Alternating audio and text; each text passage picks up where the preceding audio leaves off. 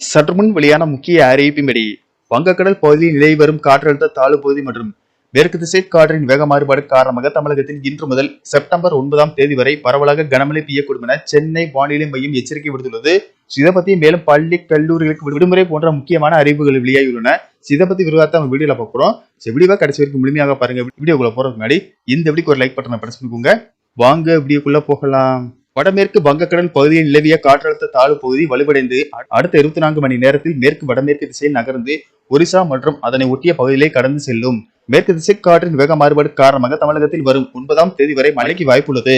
இன்று தமிழகத்தில் ஓரிரு இடங்களிலும் புதுவை மற்றும் காரைக்கால் பகுதிகளிலும் இடி மின்னலுடன் கூடிய லேசானது முதல் மிதமான மழை பெய்யக்கூடும்.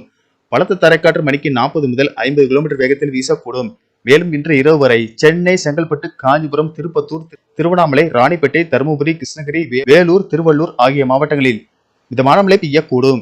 4 மற்றும் 5ஆம் தேதிகளில் தமிழகத்தில் ஓரிரு இடங்களிலும் புதுவை மற்றும் காரைக்கால் பகுதியிலும் லேசானது முதல் மிதமான மழை பெய்யக்கூடும். 6 மற்றும் 7ஆம் தேதிகளில் தமிழகத்தில் ஓரிரு இடங்களிலும் புதுவை மற்றும் காரைக்கால் பகுதியிலும் இடி மின்னலுடன் கூடிய லேசானது முதல் மிதமான மழை பெய்யக்கூடும். 8ஆம் தேதி தமிழகத்தில் ஓரிரு இடங்களிலும் புதுவை மற்றும் காரைக்கால் பகுதிகளிலும் லேசானது முதல் மிதமான மழை பெய்யக்கூடும். மேலும் வருகிற 9ஆம் தேதி வரை தமிழகம், புதுவை மற்றும் காரைக்கால் பகுதிகளில் லேசானது முதல் மிதமான மழை பெய்யக்கூடும்.